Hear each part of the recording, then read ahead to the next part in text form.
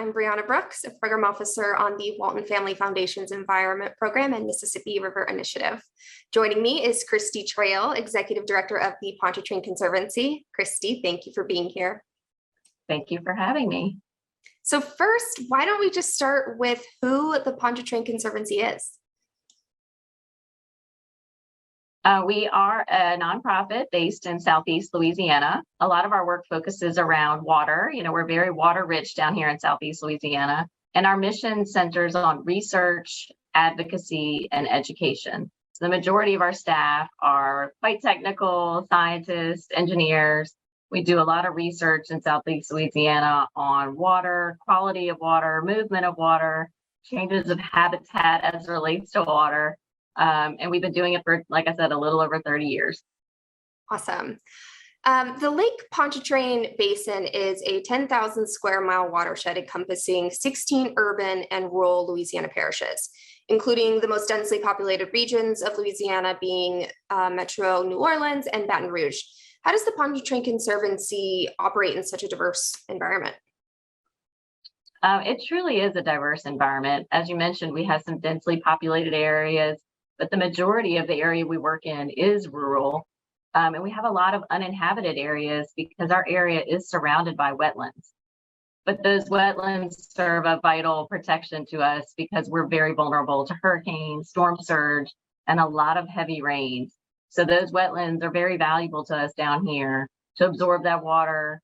And of course, they provide vital habitat. So we spend a lot of time mostly out in the unincorporated, uninhabited areas, out in the wetlands, collecting data, doing research, bringing that back to our offices and analyzing how communities such as New Orleans can continue to live in such a vulnerable area. Thinking about the pandemic, was there a moment in the early days of the pandemic when you realized, oh shoot, we could be in trouble? Yes, I'm sure we've all had that moment, and we all will remember it for quite some time in March of 2020. And, initially we thought, like most people, it was just going to be for 2 weeks. We operate a museum here in New Orleans. It's a small museum. It's on Lake Pontchartrain itself. And it's a place where we tell our story. We talk a lot about our work and we talk about the value of South Louisiana to the rest of the country. But that museum is dependent upon visitors coming in, seeing our museum, paying admission fees, shopping in our gift shop. And we had to close that museum down in the early days of March. And it remained closed down for several months, which meant no visitors were coming in. Nobody was walking through our doors. Nobody was coming in to rent the facility for weddings. And it was hard. As the time went on beyond the 2 weeks into 2 months and 3 months, we realized things are definitely going to have to change. Yeah. And can you talk a little bit about some of the field work? The Walton Family Foundation really does focus on that, like field work and the kind of restoration, the data science. How was the field work impacted in the early days of the pandemic? Yeah, that was another thing that we had to take another look at, especially in the early days, because as you mentioned, we do a lot of field work. The Walton Family Foundation has been a great funder of that, but that involves getting scientists together in a car and driving out. And while a lot of our work is in uninhabited areas, we do still talk with stakeholders in some rural areas. Maybe it's a small business owner, maybe it's a homeowner, or maybe it's elected officials in that area. Well, all of that work had to stop. So we weren't able to put individuals together in a car any longer. We weren't able to engage with stakeholders. So we initially did not do any field work for the first several months of the pandemic. Yeah. And so speaking of that field work, when it was put on pause, what was the conversation like with your Walton Family Foundation program officer? And how did y'all work together to assess what was needed and could still be accomplished in the new landscape? Yeah, I will tell you, I'm so grateful to the Walton Family Foundation for proactively reaching out to us in the early days of the pandemic and offering assistance, recognizing things were different, things were likely shut down on our end, and reaching out to us to see how they could help. So we had a great, rich conversation of, what do you need? What resources do you need? Is there financial support that you need?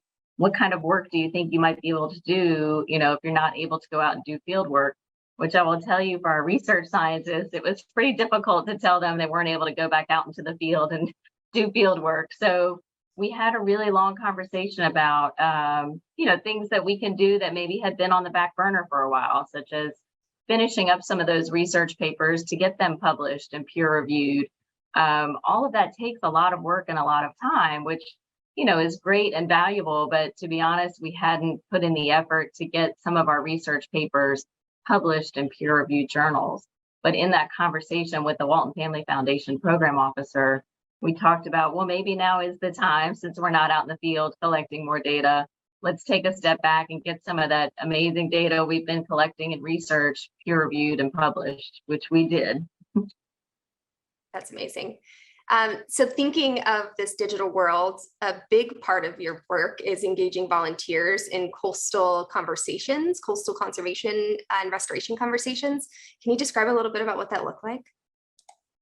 Sure. I mean, a lot of our work is very dependent upon volunteers. So we do a lot of, data analysis. And one thing we look at is areas in Southeast Louisiana that no longer have swamps, which involve cypress trees. Maybe the trees were cut down by logging, or maybe they were decimated by a hurricane. So we go out there and restore those areas with trees, and we are heavily dependent upon volunteers to help us with that. But obviously that was not happening in the early days of the pandemic. So we shifted to some training, some online training, outreach work, online virtual engagements such as this, using volunteers to help us get the message out with social media, helping to provide input on some text on our website. So we just pivoted in ways that we use volunteers for a few months. And how are you incorporating these innovations as you go forward? I hear something about paperless.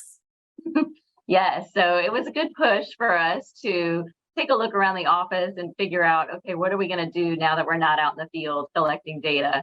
So, we're an organization that's been around over 30 years. We have a lot of paper. In fact, we have printed out emails from 30 years ago.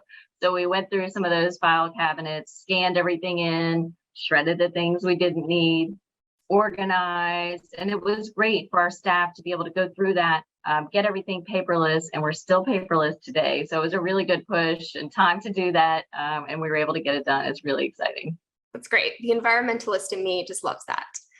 So to finish us up here, Kristi, as the world is slowly opening back up and many of Pontchartrain Conservancy's usual work has been restored, can you tell us what you're most excited about? Yes, I am excited. Like most people, things are starting to open back up. But one thing that we're really fortunate to be able to do is get people out to see our work in action, not only volunteers, but key stakeholders. So we're finally able to do that again, to get people out on boats and see our work in action. Wonderful. Thank you so much for joining us today, Kristi.